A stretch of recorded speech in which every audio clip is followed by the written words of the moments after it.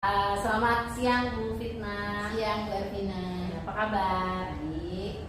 Bu Fitna, kan kita kemarin udah bahas ya kalau Bu Fitna mau supervisi, ya kan? Ya. Supervisi.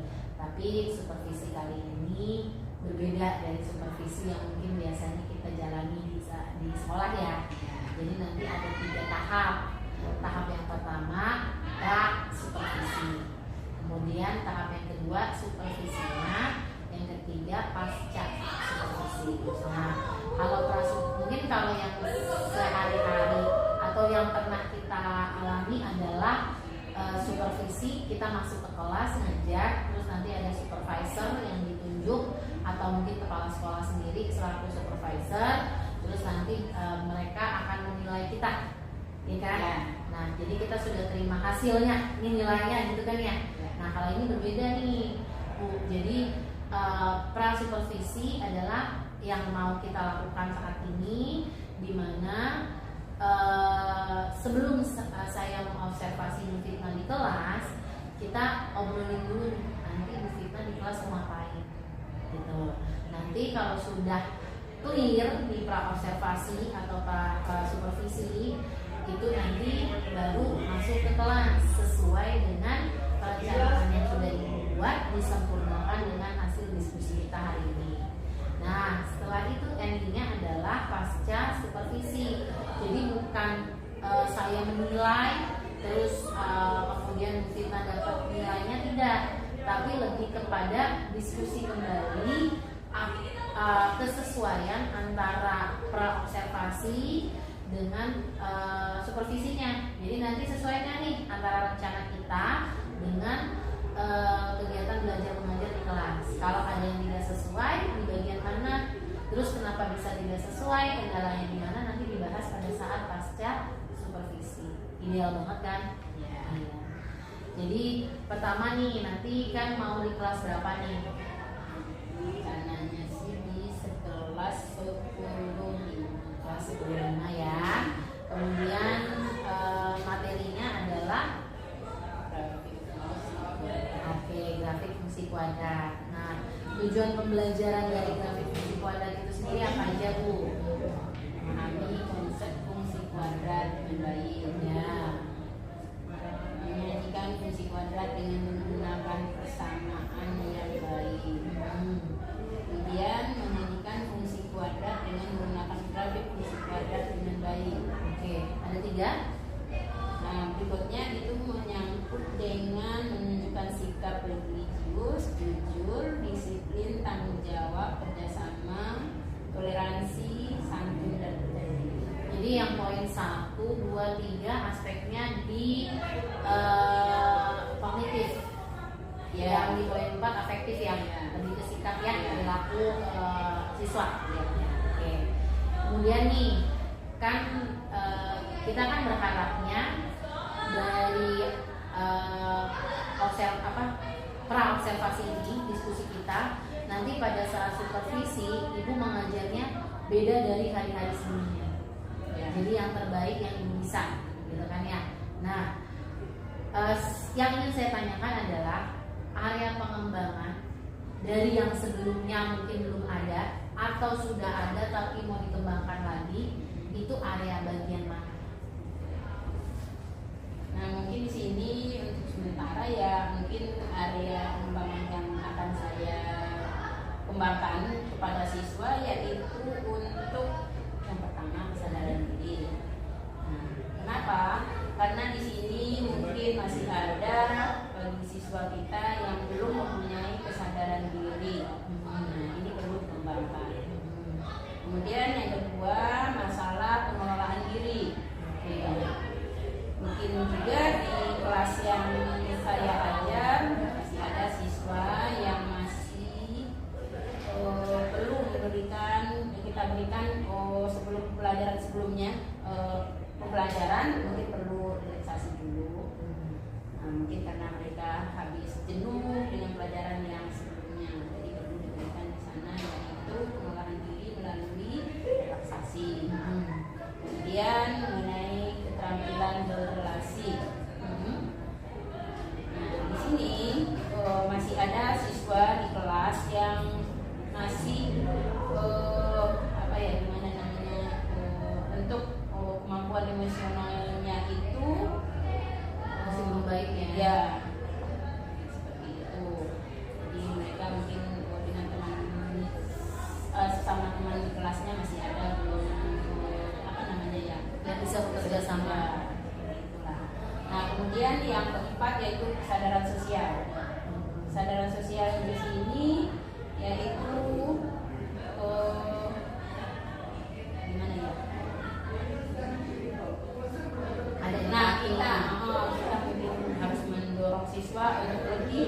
lagi, yaitu dengan cara mereka bersosialisasi dengan teman-temannya, dengan melakukan mungkin dengan diskusi kelompok dan ya meningkatkan kesadaran sosial.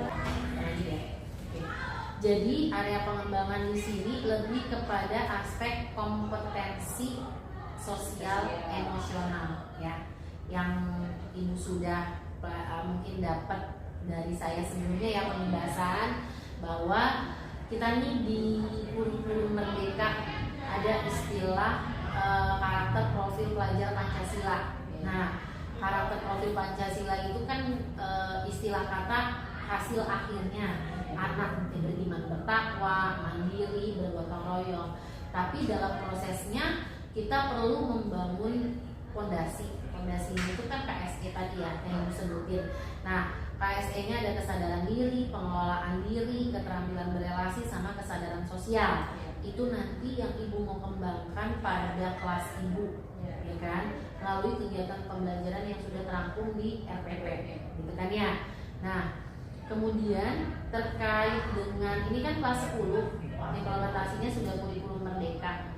Maka pembelajarannya masih pembelajaran seperti biasa atau ibu sudah menggunakan pembelajaran yang kita kenal dengan pembelajaran berdiferensiasi? Oh ya, sudah menggunakan pembelajaran dengan berdiferensiasi. Kemudian kalau karena berbicara berdiferensiasi ya Bu ya, nah maka pertanyaan saya perdalam lagi nih, strategi apa yang ibu persiapkan untuk mengembangkan KSE tadi, kompetensi sosial emosional itu ibu sebutin ada 4, sama pembelajaran berdiferensiasi agar berjalan sesuai dengan perencanaan ibu. Jadi strateginya ada apa aja? Ini mungkin yang pertama saya meninjau dari diferensiasi kontennya dulu. Oke. Kemudian untuk diferensiasi konten ini, nah mungkin dalam proses pembelajaran saya nanti akan memberikan sebelum memberikan materi, mungkin saya berikan dulu materi di kelas. Saya berikan dulu materi sebelumnya kepada siswa yang mungkin bisa berupa modul, kemudian video, kemudian mungkin catatan kecil. Nah itu mungkin bisa dipelajari oleh siswa sesuai dengan kebutuhan siswa. Itu yang pertama. Kemudian yang kedua, diferensiasi proses. Nah untuk diferensiasi proses ini saya akan memberikan LKPD kepada siswa sesuai dengan tingkat kebutuhannya. Nah dan yang terakhir yaitu diferensiasi produk.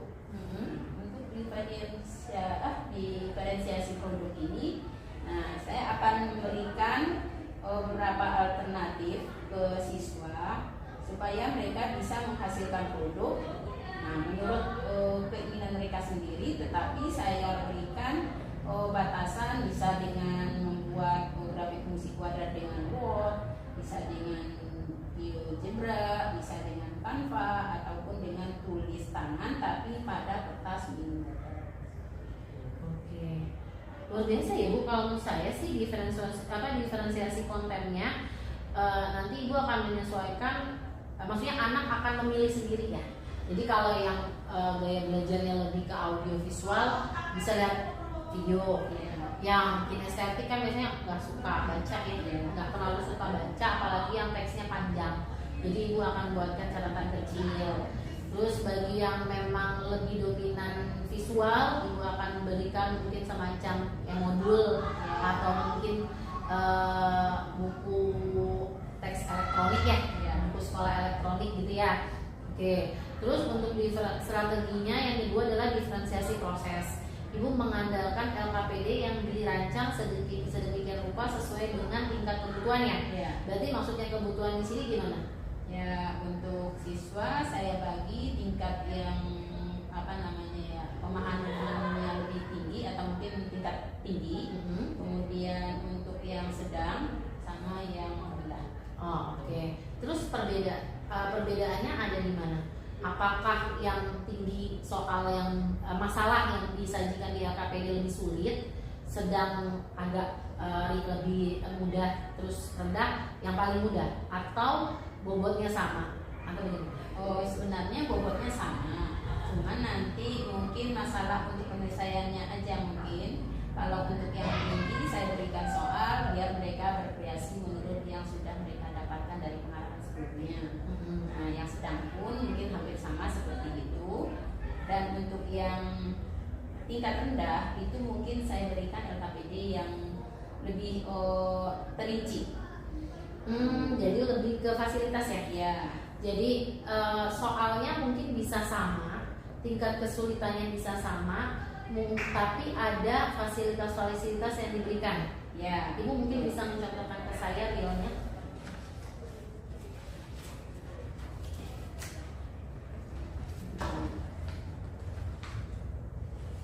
Nah ini yang LKPD Tingkat bawah. tingkat Ini yang tingkat menengah. Kemudian, nah ini yang tingkat tinggi atau yang atas. oke, ini kan tingkat atas soalnya ini ya. Iya. Nah ketika ketemu tingkat menengah, ini di sini ya. Ya, Oke, terus perbedaannya lebih kepada oh ini ya di kegiatan 2 ya. Di kegiatan 2 perbedaannya ya.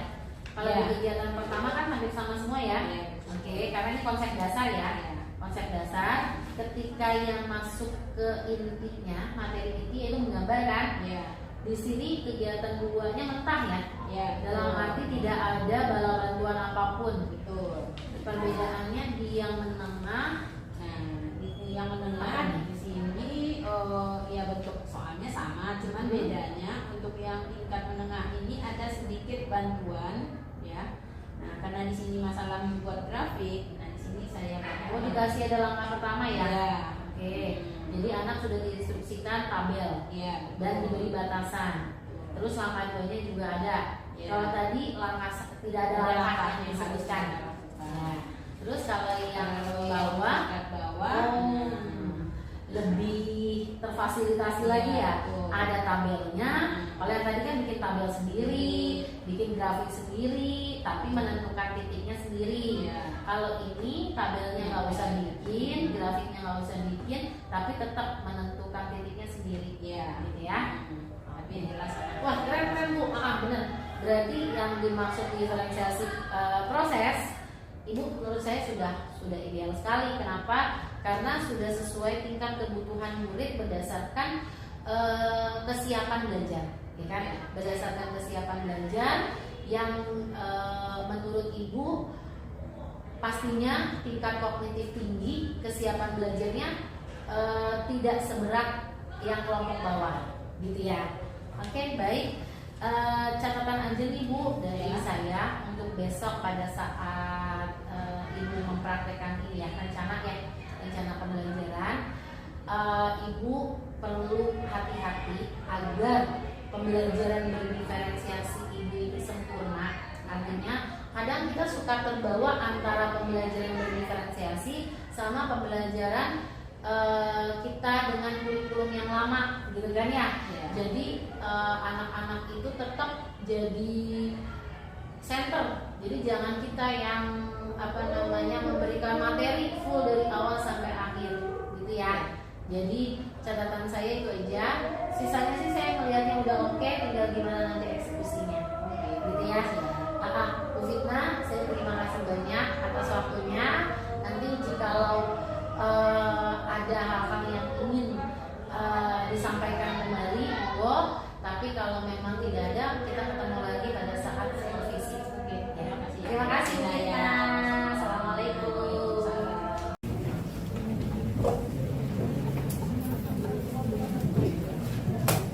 Oke, Ibu ingatkan kembali kalian fungsi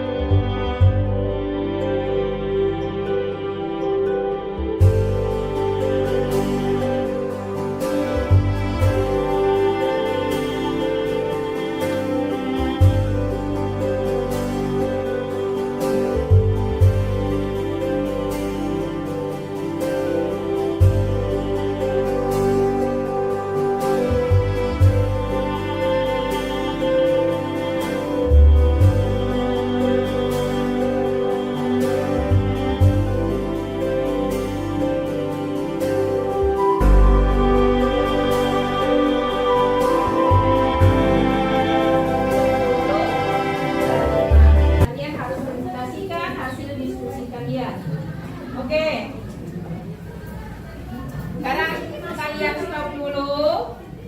Tidak ada lagi yang menulis.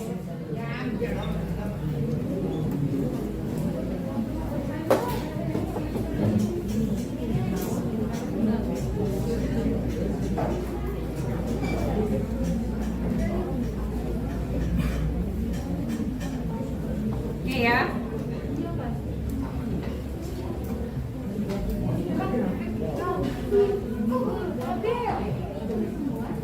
Bentar, label bentar. Udah label.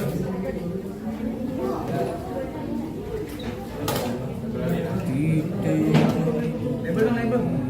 Rina, label dong.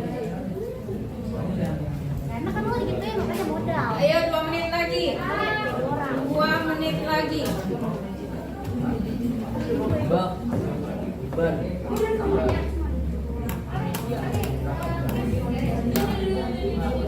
Kenapa ya labelnya, Mek?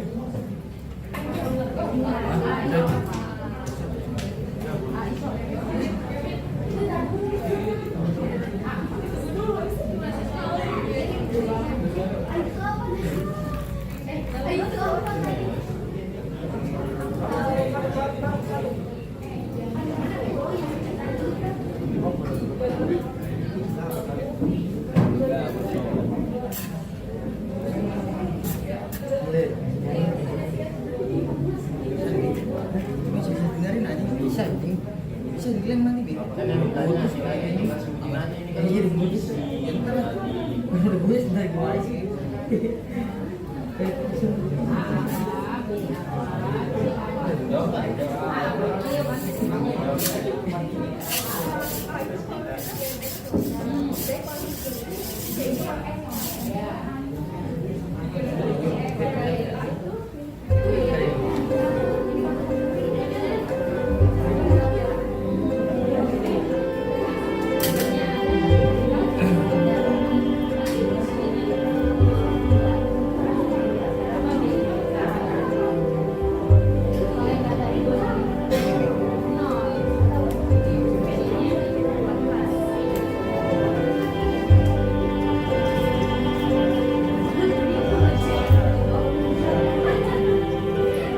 David, gambarnya David.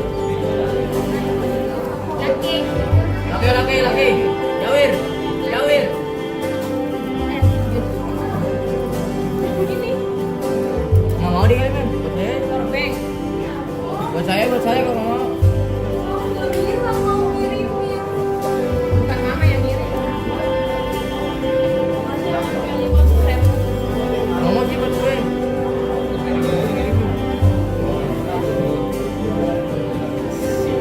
Tiba langsung. Buat.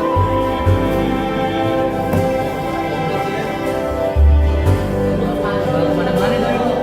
Udah kemana-mana.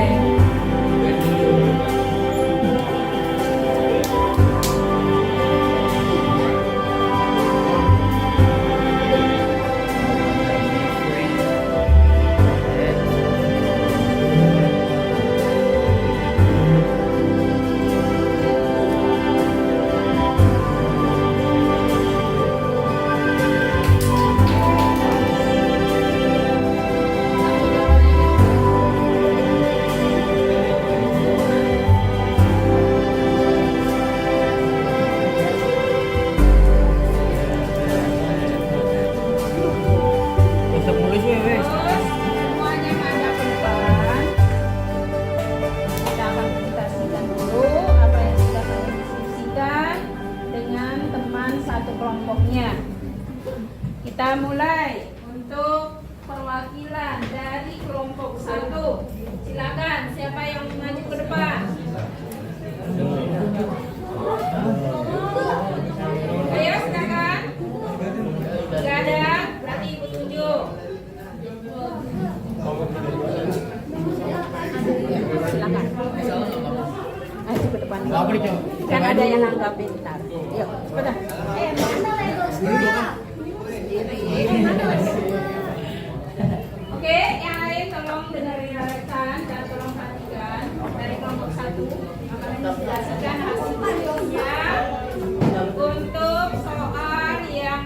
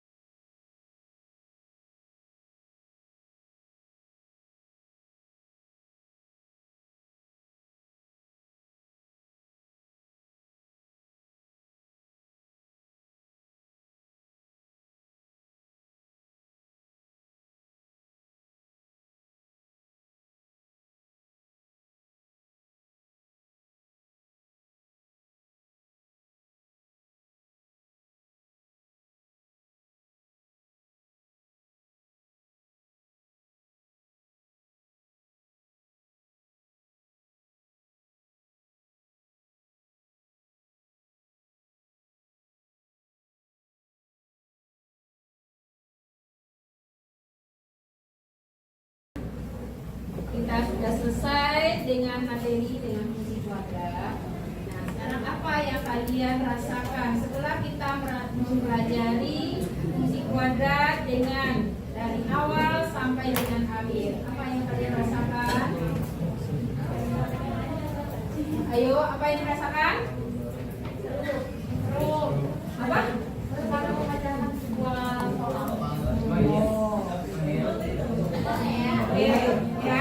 Oke ya nak. Wah. Nanti kita lanjutkan di pembahasan berikutnya. Tadi berarti. Kalian semoga apa yang diberikan pada saat ini memberikan manfaat buat kalian. Dan kalian harus tetap semangat. Sebelum kita tutup, kita simpulkan. Yang pertama, materi kita mengenai apa? Fungsi kuadrat. Apa yang harus dilakukan? Dalam gambarkan grafik fungsi kuadrat. Dipotong pada oke ya. Oke, terima kasih atas perhatiannya. Gua akhiri dengan ucapan assalamualaikum warahmatullahi wabarakatuh.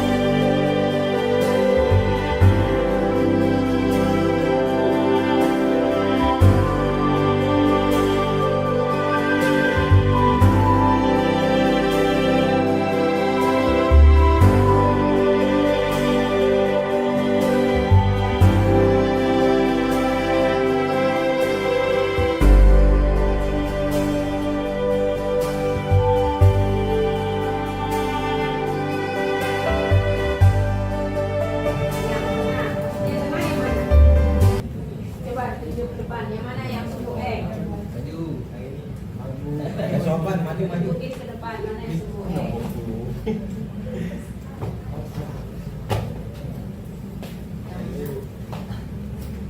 Oke, gimana? Yang 4 ya. Bawah aja bawah tadi nggak sempat nyari titik sembunyinya. Oh, tidak salah. Oke. Ya, makasih Aisyah ya. Nah, jadi kata Aisyah tadi nggak sempat menentukan titik potong pada sumbu Y-nya. Dia hanya menemukan tadi titik potong pada sumbu X dan satu lagi adalah titik puncak.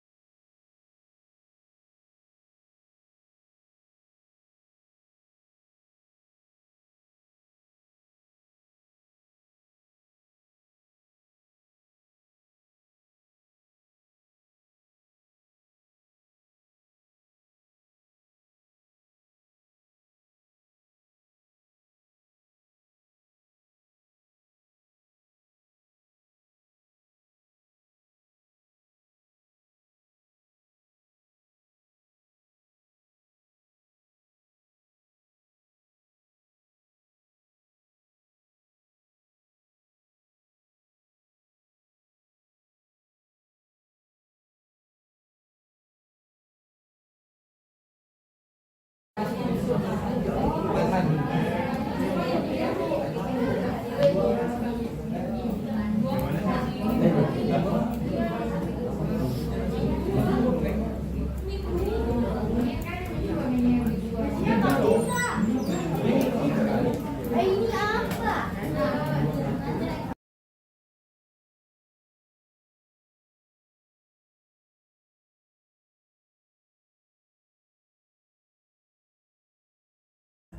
Assalamualaikum. Waalaikumsalam. Apa kabar Bu Fitnah? Baik. Bu Fitnah, kemarin makasih banyak loh. Saya banyak dapat pelajaran dari kelasnya Bu Fitnah. Observasi yang luar biasa yang saya lakukan. Apa sih? Karena kita satu rumpun kan. Jadi titik baliknya adalah saya juga belajar gitu lah. Titik baliknya karena kan setiap kelas punya karakteristiknya ya. Jadi kelasnya Bu Fitnah, kelas saya pastinya tantangannya beda-beda. Gitu kan. Kondisi anaknya juga beda-beda, ya kan? Nah, sekarang nih melanjutkan dari sesi pra-observasi. Waktu itu yang kita bahas tentang rencana pelaksanaan pembelajaran ibu ya. Materinya adalah grafik fungsi kuadrat, di mana anak-anak harus punya bekal materi prasyarat, faktorisasi sama apa ya satu lagi ya, titik ya, grafik fungsi ya kan, titik potong yang diperoleh dari hasil faktorisasi itu sendiri gitu kan. Oke, baik. Nah, yang kan kemarin sudah nih dari pra-observasi, kemudian saya mengobservasi Bu Fitnah pada saat proses pembelajaran di kelas. Yang mau saya perdalam lagi nih, ya kan, dari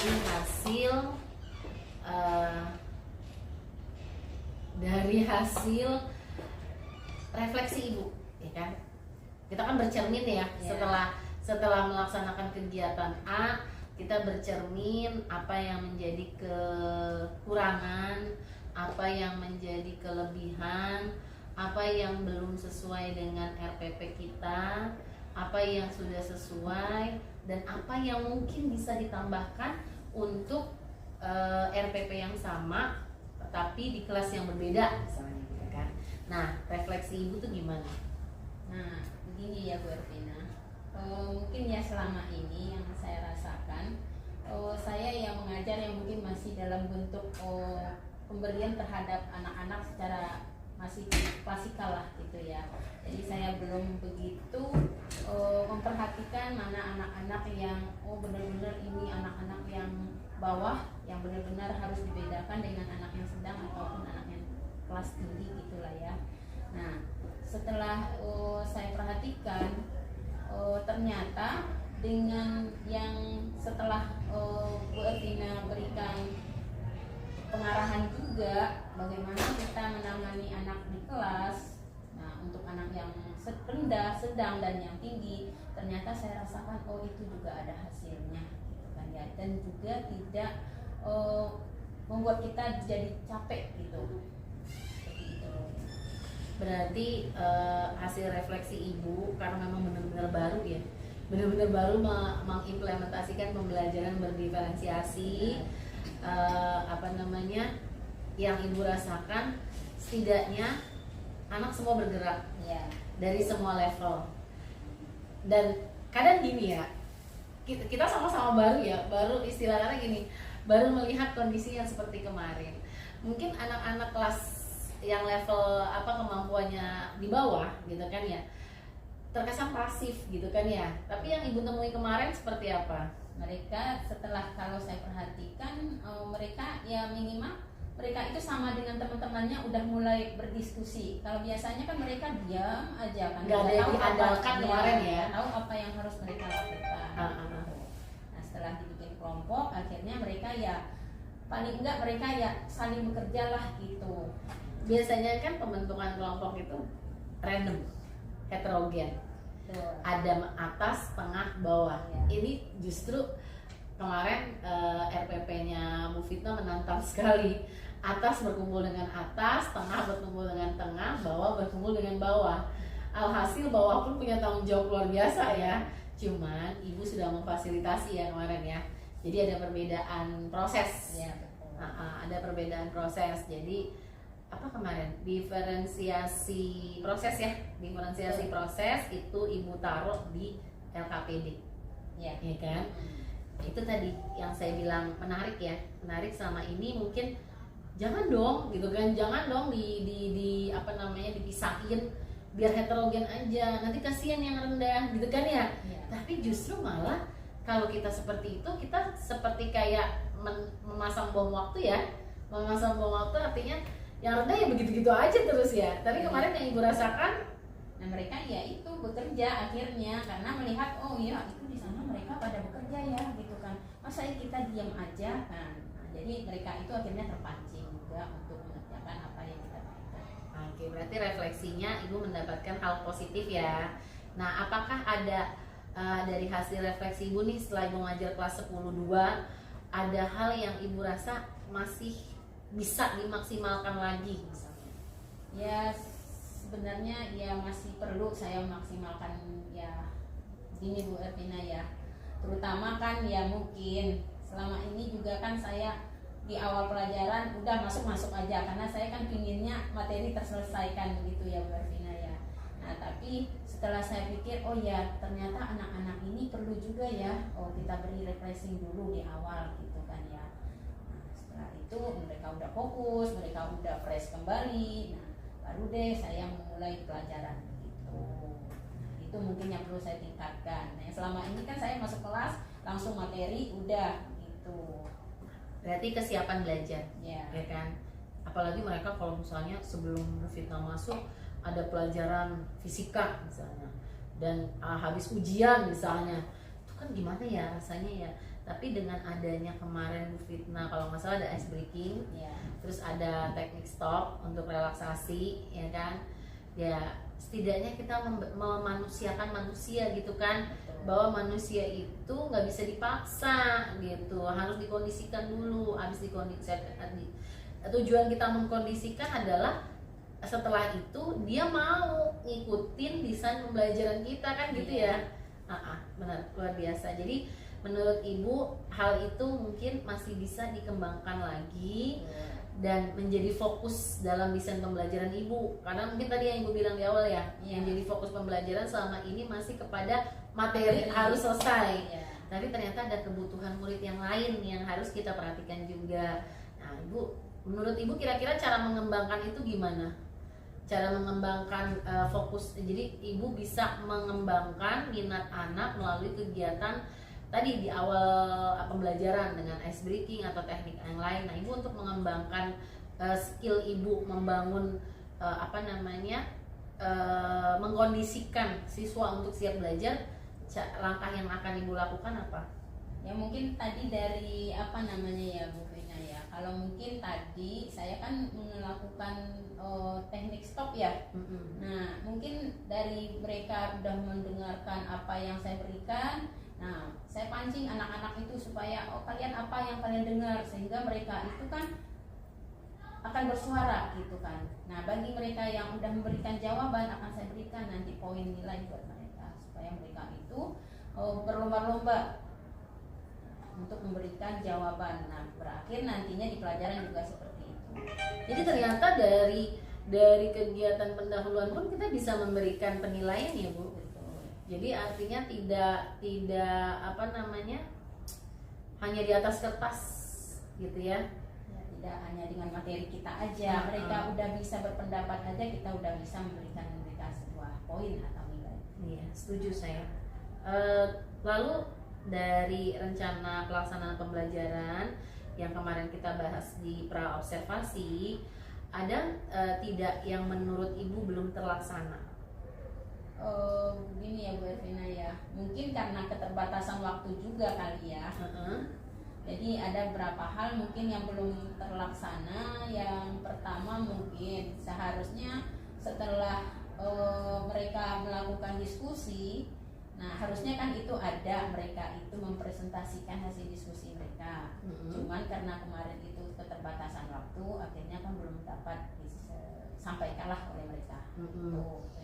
Oke, jadi kemarin presentasi belum dilakukan. Menurut ibu kan permasalahannya adalah di waktu ya. Oke, menurut ibu apa yang bisa disiasati untuk kedepannya nih, mungkin di kelas yang lain ya, bukan di 10.2, apa yang bisa disiasati sehingga masalah keterbatasan waktu ini tersolusikan? Ya mungkin begini ya Bu Ervina ya, karena kemarin itu saya juga kurang membatasi waktu untuk mereka diskusi. Itu mungkin itu yang pertama. Nah yang kedua mungkin saya bisa mengambil mereka itu untuk acak aja dari kelompok gitu. Nah, kalau kemarin kan saya mengharapkan mereka itu selesai semua, dari setiap kelompok harus presentasi gitu. Oke, jadi presentasi itu diambil secara random, ya kan? Jadi misalnya ada 6 kelompok, hanya 2 atau 3 kelompok. Nah, berarti kan yang akan dinilai untuk nilai presentasi hanya 2 atau 3 kelompok itu ya Bu. Nah, menurut Ibu bagaimana dengan penilaian kelompok yang tidak terpilih secara random itu untuk presentasi? Mereka bisa dapat nilai dari mana? Ya mungkin dari hasil diskusi kelompok aja mungkin. Terus kemudian kan biasanya presentasi kan ada apa tuh? Ada yang presentasi, ada yang audiensi gitu kan ya. Nah mungkin itu juga bisa ibu gali ya dari kegiatan istilahnya? Ya semacam adalah tanggapan dari mereka. Iya, jadi itu yang akan iya. Kemudian tadi solusi yang kedua adalah timeline harus ada. Jadi memang harus ada kesepakatan dengan murid ya. Misalnya anak-anak kerja kelompok durasi sekian gitu maksud Ibu ya. Oke, good. Berarti Ibu merasa masalah utama dari implementasi RPP Ibu adalah di time management. Nah, time management itu Ibu juga sudah punya solusinya. Berdasarkan hasil evaluasi dan refleksi Ibu, solusinya adalah harus ada batas waktu setiap sub-sub kegiatan, kemudian tidak memaksakan seluruh kelompok maju untuk presentasi karena banyak aspek-aspek yang bisa dinilai dari kegiatan presentasi meskipun hanya sebagian kecil yang punya kesempatan presentasi. Malah justru kegiatan tanya jawab, apresiasi, kritik dan saran itu malah lebih berbobot nilainya ya. Karena di situ ada keberanian gitu kan ya. Oke Bu, bagus Bu usulnya, solusinya menurut saya. Kemudian motivasi apa nih yang terbangun dari ibu sejak ibu mulai tahu pembelajaran diferensiasi, kemudian pembelajaran ber-KSE yang ada manajemen diri, pengendalian diri, jadi kompetensi sosial emosional kan yang pernah saya ceritain waktu itu. Nah, motivasi apa yang terbangun dari diri ibu setelah ibu tahu itu dan ibu sudah coba mempraktekkan?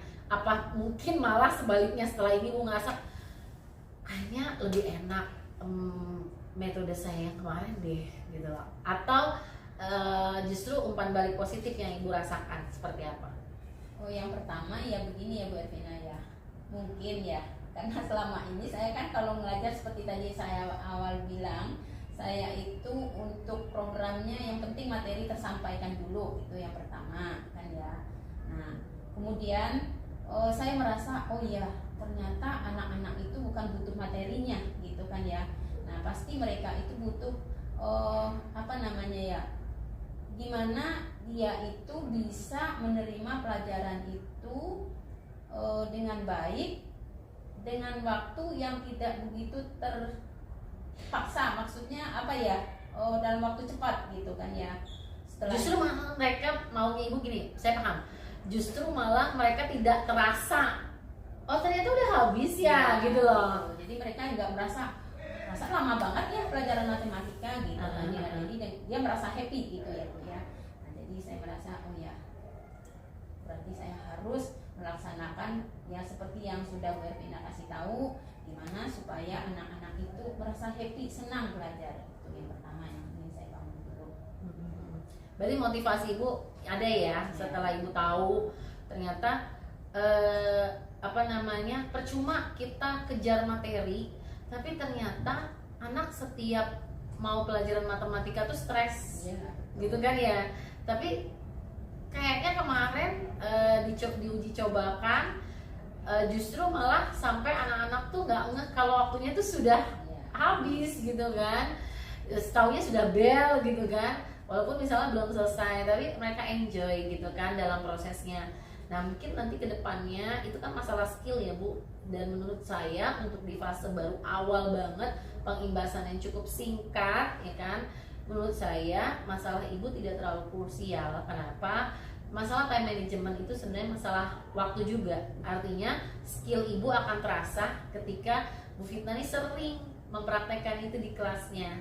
Ya, mengawali dengan ice breaking, mengawali dengan teknik stop salah satunya, kemudian melibatkan siswa, tanya jawab, responsif, kemudian apa namanya, memperhatikan kebutuhan. Bahkan kemarin Bu Fitna juga diferensiasi kontennya lumayan bagus, sekedar menyiapkan catatan kecil buat anak-anak yang notabene kurang minat baca atau dia dominan kinestetik dan audio, otomatis kan baca malas ya Bu.